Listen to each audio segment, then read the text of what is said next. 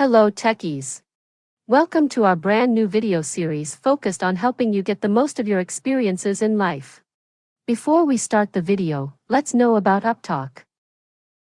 Upptalk is a live, interactive platform for software training, furnishing robust personalities who could take on universal business platforms.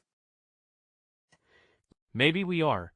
Maybe in the research and development team, everybody is a, let's say, PhD. Right. So they are very highly skilled. So for those people, the pay range itself is different. Right. And in an IT support or in an IT maintenance kind of. So the skill set is different.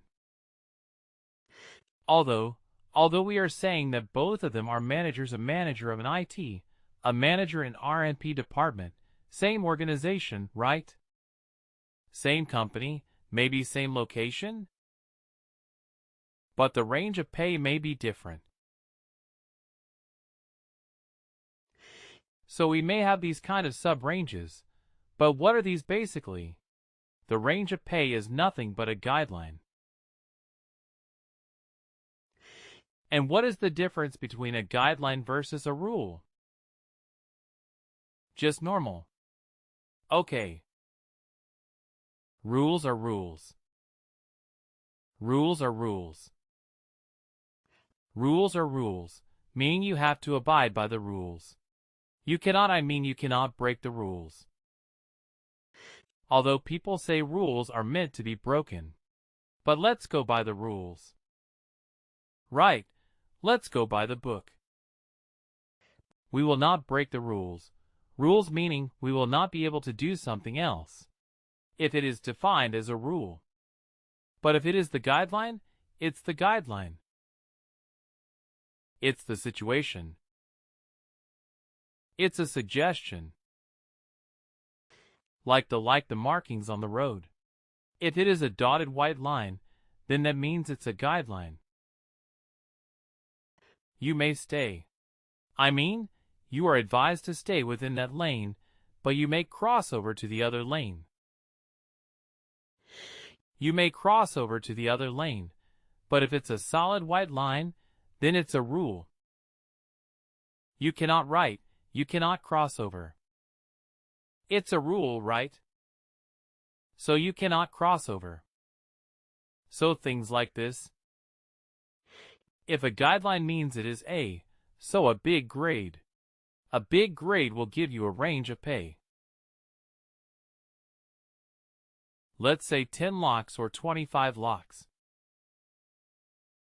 10 lakhs or 25 lakhs is a range of pay. That is the guideline. Now when I say it is a guideline, so can you hire a worker with a compensation of, let's say, 9 lakhs? The range being 10 to 25. Can you hire someone with 9 lakhs? No. Yes, why not? It's a guideline. It's a guideline. It's a guideline. It's a guideline. You may hire somebody with 9 lakhs, right? So yeah, you thought, yeah, you got a deal right.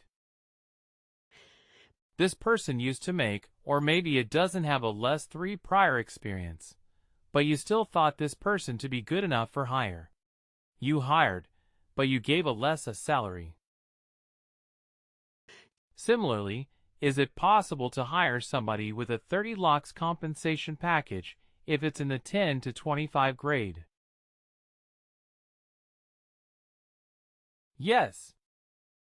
Is it possible? It is possible, right? It is uncommon.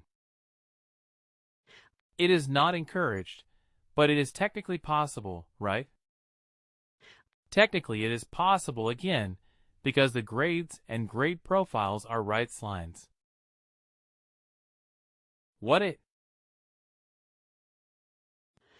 Okay, it's not common, by the way.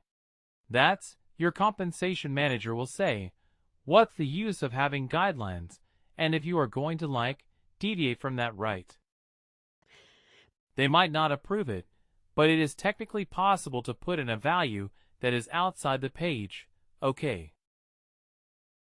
Then we have your plans.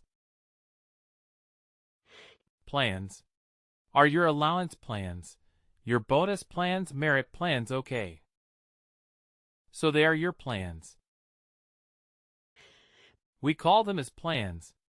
They are the headings under which you get paid. Okay. They are the reasons, they are the different what to say, components under which an employee may get paid. And under plans we have something called as elements, compensation elements, and compensation elements are the link to payroll. They are the actual headings under which you will get paid, or they are the components that will appear in your paycheck, right? The payroll will take the input from compensation plans using compensation elements. That's the term that we use. That is a linkage between compensation and payroll. Okay.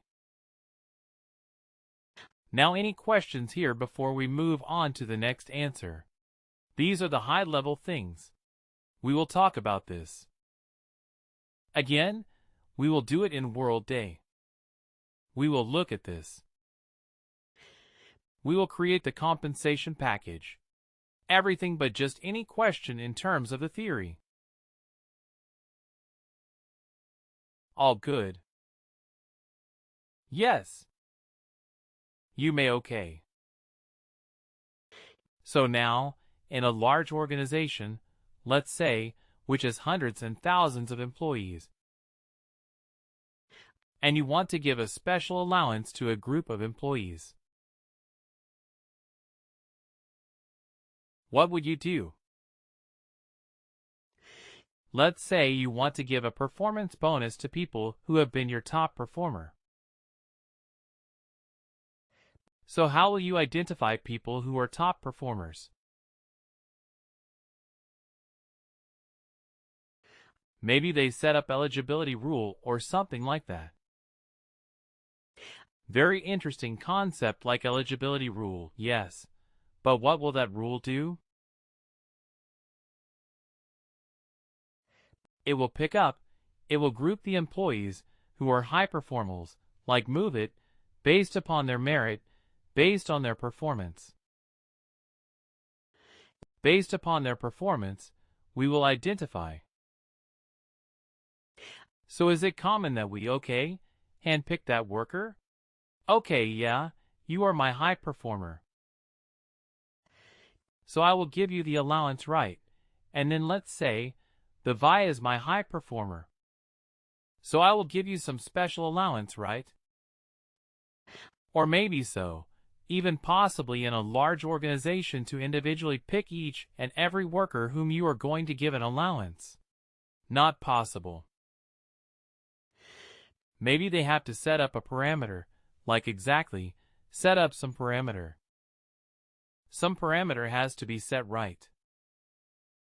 So let's say, okay, my employees in such and such location, let's say my employees in Bangalore location, who have spent 3 years with the organization and whose performance was like good or above good, excellent, extraordinary, good or above, will be given some allowance, some special allowance.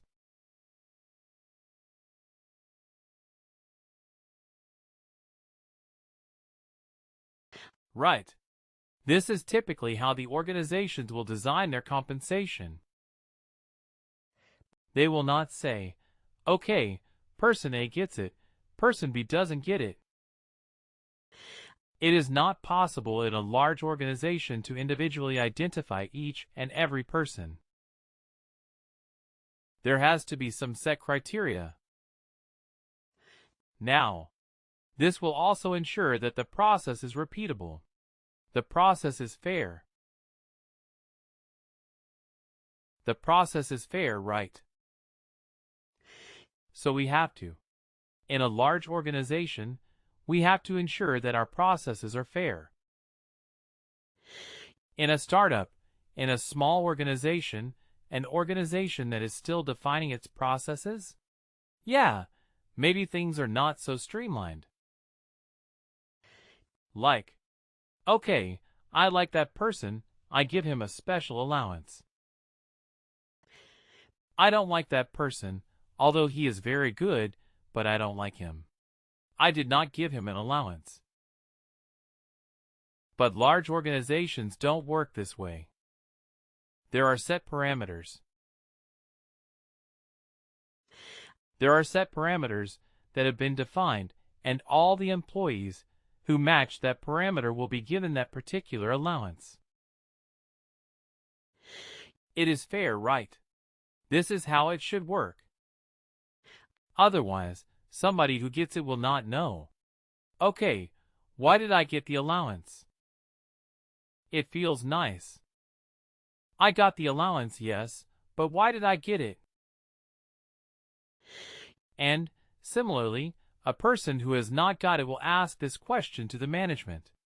Hey, I heard everybody got the allowance except me. Why didn't I get?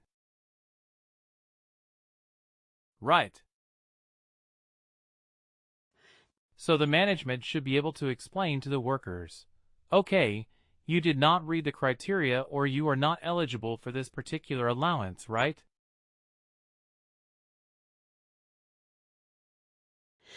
So we have to set those eligibility rules in Workday for giving out a certain kind of thing. That is what we typically use to pay to our employees. Large number of employees. They are not hand-picked, they are not getting person. They get it person. They get it not possible, especially when you are dealing with hundreds, and of those themselves employees. So you have to set something called as compensation eligibility rules. So what are compensation eligibility rules? These rules will define who is eligible for a compensation component. As simple as that. Who is eligible for the package? Who is eligible for the grades, grade profiles, and plans? So where we will use as eligibility rules everywhere in our compensation components. Okay. We will use it almost everywhere. And what will they do? They will give us the list of employees who are eligible for this particular compensation component. Okay. That's it. Now, how are they used? They are used to roll out a sign or remove a new or updated plan to the population of existing employees, right? It's that population of existing employees are there, and you want to give a special allowance. You want to give a special allowance to people of a New York location, right? So they are your existing employees. You already have, let's say, 100 employees in New York City. You want to give them some special allowance. So you will find out, using an eligibility rule, about the employees who are in New York. And you will give them some special allowance. And you can also use the compensation eligibility rules to give compensation components to your new employees whom you are hiring, right? There will be some compensation given to new hires as well. There can be salary, there can be your relocation bonus, a joining bonus, and so on. Correct. So this compensation eligibility rules are also used to give certain compensation components to your new hires. Again, you can vary the default compensation, default component definition, such as a plan profile, spec precision plate profile. You can play around with who used to get something. But now the eligibility criteria has changed. There will be eligible for something else. So basically, The eligibility rules will define which population of employees are eligible for a certain compensation component. Okay. Now, how can you define the eligibility? It can be on a variety of factors, based on the region, based on the location, based on the job profile, management level, or it can be a combination of multiple factors. Now let me ask you this. Now are you slowly able to think that? If you are thinking that I will define an eligible to rule now, will you be able to appreciate the reason why we were grouping our components together, like why we're grouping our locations in the location hierarchies?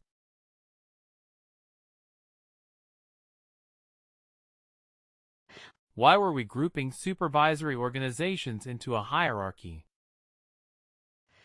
Why were we grouping our, let's say, a company into a company hierarchy? A job into a job family. I mean a job profile into a job family. Are you getting that? You're a common moment.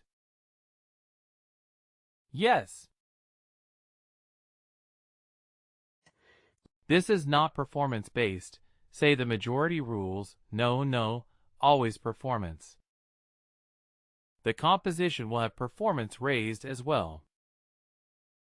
Yes, that is one kind of component. But even your salary is a composition component. Isn't it yes? Yes, salary is also a composition component. Now let's say I am going to define the eligibility like, okay, all my employees in North America. Right. All my employees in North America. How would you do it? How will you create that eligibility criteria? Based on what? Location. The location. Location, right. Location? Because I said North America. So let's say you have 10 offices. You have 10 offices in North America. Right. Some in Canada, some in Mexico, some in the US. So you did what you said, okay, if the location is equal to, and then you inserted all those locations as part of that eligibility rule.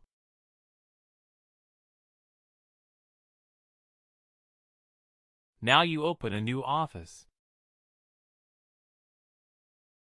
11th location. Then what do you have to do? You created the location. We don't have to create locations, right? Create location. That's it. You hired some workers in that new location. But suddenly you realize that this new hire is in the new location and not getting the particular compensation component meant for all employees of North America. What went wrong?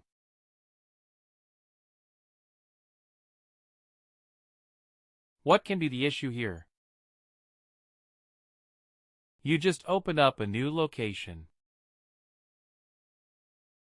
You started hiring workers, but you see that they're not getting the compensation that you gave to the remaining 10 locations.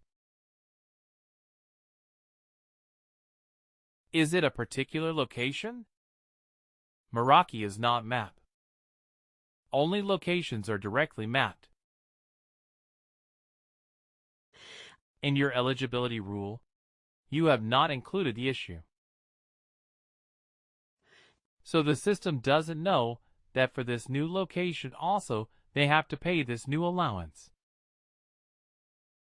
It is a mistake that somebody has done. So how do I avoid these mistakes? Right. Isn't it better that, instead of the adding individual locations, I group them up in the location hierarchy called North America? And then I designed the rule based on North America location hierarchy. Right. And what is the location hierarchy? It is a logical grouping of your different locations. Isn't it? That's what we learned. So it doesn't matter if you create 1 location, 5 locations, 10 locations. All you need to do is create the location and put it as part of the hierarchy. And then your compensation eligibility rules will take care of the rest.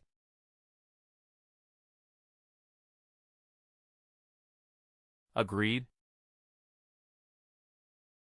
Yeah. Similarly, regions in the region hierarchy. If we write the rule based on the region hierarchy, if we write the rule based on the company hierarchy,